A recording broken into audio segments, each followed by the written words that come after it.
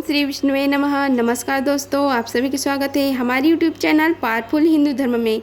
आज हम आप सभी को भादो मास में श्रीमद् भागवत महापुराण में कथा अध्याय 12 का रसपान कराएंगे, जिसमें वर्णन है नारद जी के पूर्व चरित्र का शेष भाग।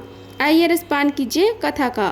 श्री सूत जी महाराज कहते हैं कि सौनक जी देवर्षि नारद के जन्म और साधना की बात सुनकर सत्यवती नंदन भगवान श्री व्यास जी ने उनसे फिर यह प्रश्न किया। श्री व्यास जी ने पूछा, हे नारद जी, जब आपको ज्ञान उपदेश कराने वाले महात्मागण चले गए तब आपने क्या किया? उस समय तो आपकी अवस्था बहुत छोटी थी।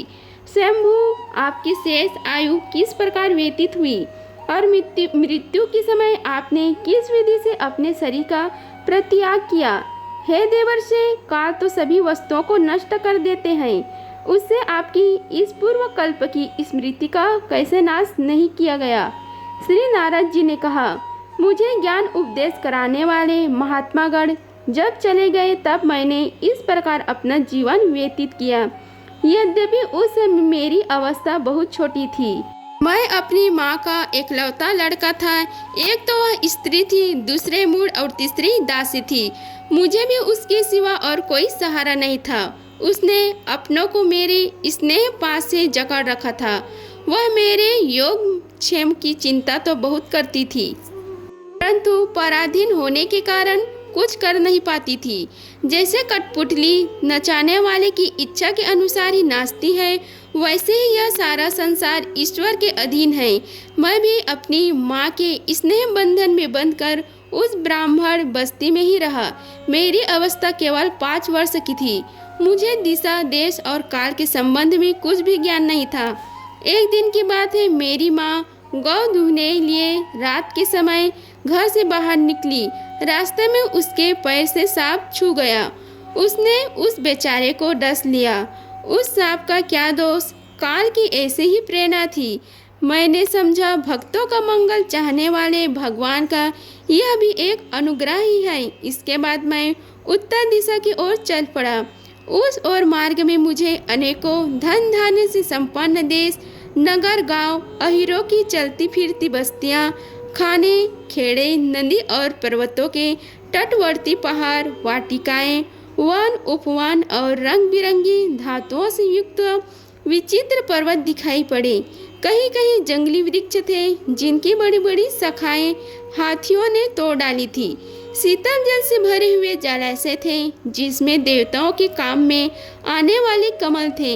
उन पर पक्षी तरह तरह की बोली बोल रहे थे और भंवरे मंडरा रहे थे। यह सब देखता हुआ मैं आगे बढ़ा। मैं अकेला ही था। इतना लंबा मार्ग तय करने पर मैंने एक घोर गहन जंगल देखा। उसमें नरकट, बांस, सेंठा, कूस, कीचक आदि खड़े थे। उसकी लंबाई चौड़ाई भी बहुत थी और वहाँ सांप, उल्लू, सियार आदि भयंकर जीवों का घर हो रहा था। उसे देखने में ही बड़ी भयानक लगता था। चलते चलते मेरा शरीर और इंद्रियां शिथिल हो गई। मुझे बड़े जोर की प्यास लगी। भूख तो था ही। वहाँ एक नदी मिली। उसके कुंड में मैंने स्नान, जलपान और आचमन किया।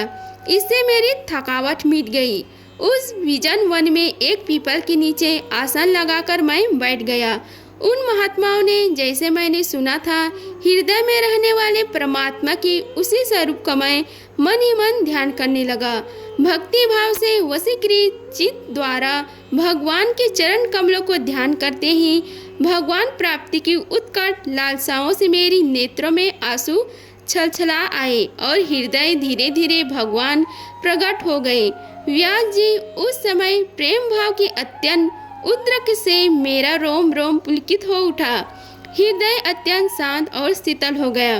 उस आनंद की बाढ़ में मैं ऐसा डूब गया कि मुझे अपना और ध्यान वस्तु का तनिक भी भान न रहा। भगवान का वह अनिर्वचनीय रूप समस्त शोकों का नाश कराने वाला और मन के लिए अत्यंत लुभाना था। सहसा उसे न देख मैं बहुत ही विकल हो गया।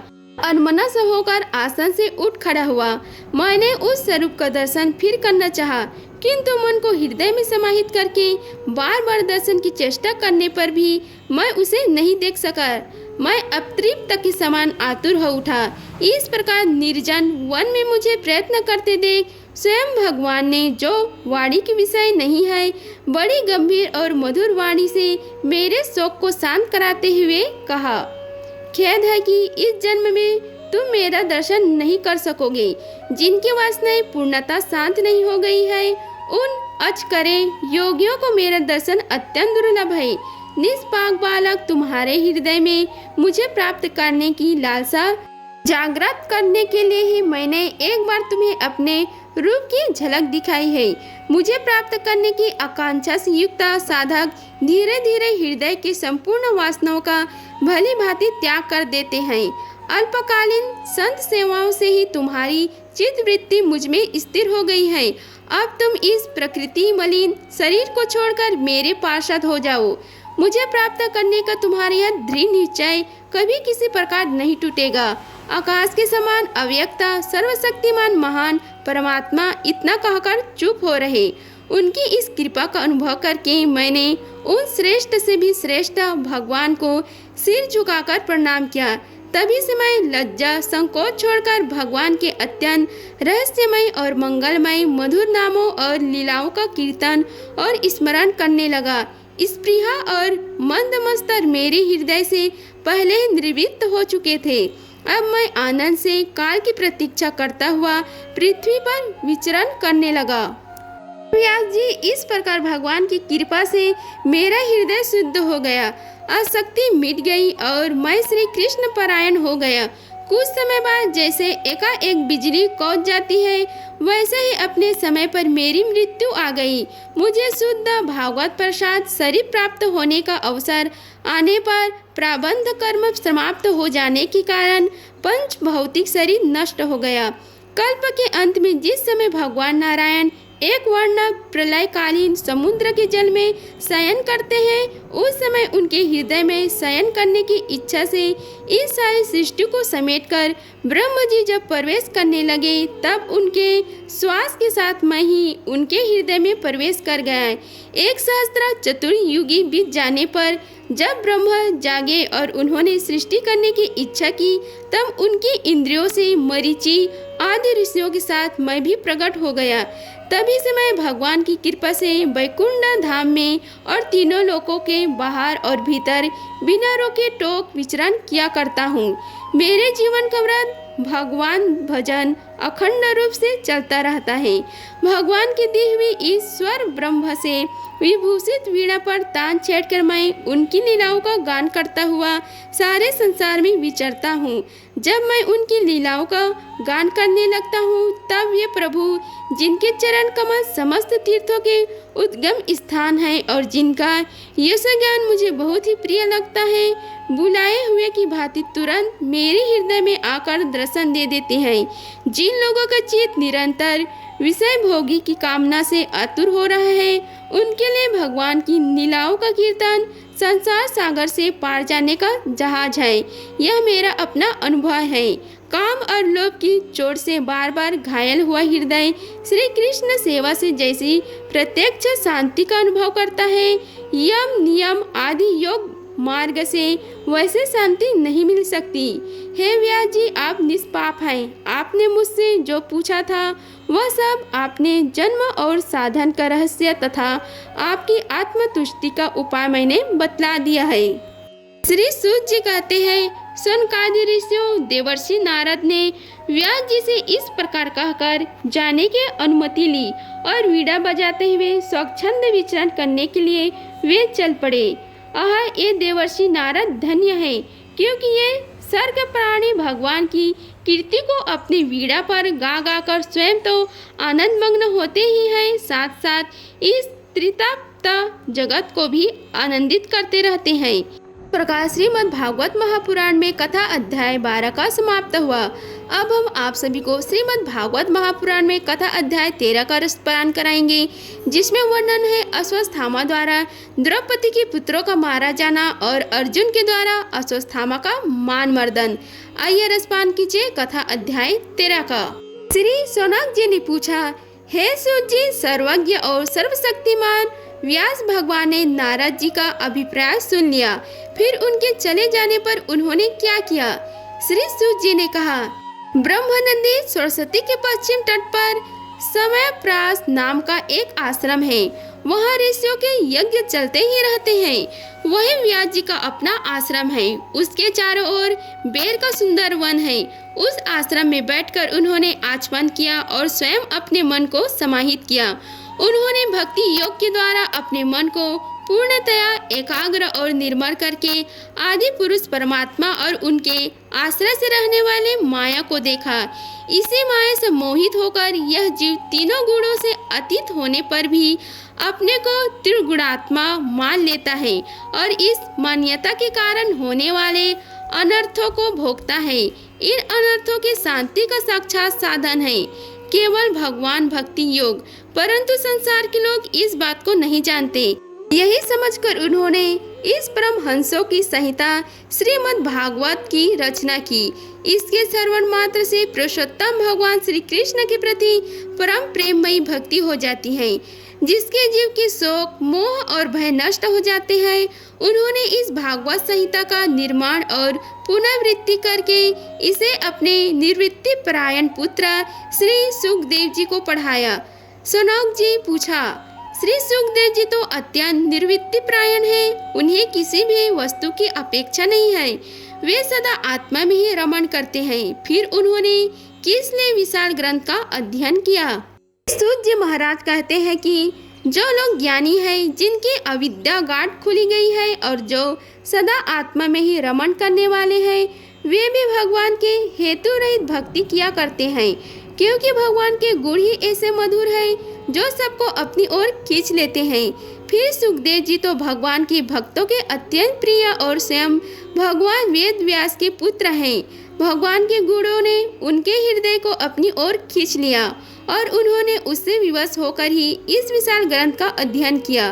सनक जी, अब मैं राजश्री परीक्षित के जन्म, कर्म और मोक्ष की तथा पांडवों के स्वर्ग रोहण की कथा कहता हूँ, क्योंकि इन्हीं से भगवान श्री कृष्ण की अनेकों कथाओं का उदय होता है। जिस समय महाभारत युद्ध में कौरव और पांडव दोनों पक्षों के बहुत से वीर गति को प्राप्त हो चुके थे और भीमसेन की गदा के प्रहार से दुर्योधन की जांघ टूट चुकी थी, तब अश्वत्थामा ने अपने स्वामी दुर्योधन के प्रिय कार्य समझकर द्रौपदी के सोते हुए पुत्रों के सिर काटकर उसे भेंट किए। यह घटना दुर्योधन को भी अप्रिय ही लगी, क्योंकि ऐसे नीच कर्म की सभी निंदा करते हैं। उन बालकों की माता द्रौपदी अपने पुत्र को निधन सुनकर अत्यंत दुखी हो गई। उसकी आंखों में आंसू छलछला आए। वह रोने लगी। अर्जुन उसे सतावना देते हुए कहा, हे कल्याणी, मैं तुम्हारे आंसू तब पोंछूंगा जब उस अत्यायी ब्राह्मण धाम का सिर गांडी धनुष के बारों से काटकर तुम्हें भेंट करूंगा और पुत्रों की अत्यंत चोष्टी क्रिया के बाद तुम उस पर पैर रखकर स्नान करोगी। अर्जुन ने इन मीठी और विचित्र बातों से द्रौपदी को सतावना दी और अपने मित्र भगवान श्री कृष्ण के सलाह से उन्हें सारथी बनाकर कवच धारण कर और अपने भयानक गांडी धनुष को लेकर वे रथ पर सवार हुए तथा गुरुपुत्र अश्वत्थामा के पीछे दौड़ पड़े। बच्चों की हत्या से अश्वत्थामा भी मन उद्विग्न हो गया था। जब उससे दूर से ही देखा कि अर्जुन मेरी ओर झपटते हुए आ रहे हैं, तब वह अपने प्राणों की रक्षा के लिए पृथ्वी पर जहाँ तक भाग सकता था रुद्र से भयभीत सूर्य की भांति भागता रहा। जब उसने देखा एकमात्र साधन ब्रह्मास्त्र ही समझा, यद्यपि उसे ब्रह्मास्त्र को लौटाने की विधि मालूम न थी, फिर भी प्राण संकट देखकर उसने आचमन किया और ध्यानस्थ होकर ब्रह्मास्त्र का संधान किया। उस अस्त्र से जब दिशाओं में एक बड़ा प्रचंड तेज फैल गया, अर्जुन ने देखा कि अब तो मेरे प्राणों पर भी आ बनी है। तब उन्होंने श्री कृष्ण से प्रार्थना की। अर्जुन ने कहा, हे श्री कृष्ण, तुम सच्चिदानंद स्वरूप परमात्मा हो। तुम्हारी शक्ति अत्यंत है। तुम ही भक्तों के अभय देने वाले हो, जो संसार की धधकती हुई आग में जल रहे हैं। उन जीवों को उससे उबारने वाले एकमात्र तुम ही हो। तुम प्रकृति से परे रहने वाले आदि पुरुष साक्षात परमेश्वर हो। अपने चित्त शक्ति स्वरूप शक्ति से बहिरंग एवं त्रिगुणमयी माया को दूर भगाकर अपने अद्वितीय स्वरूप में स्थित हो। वही तुम अपने प्रभाव से माया मोही जीवों के लिए धर्म आदि रूप कल्याण कर विधान करते हो।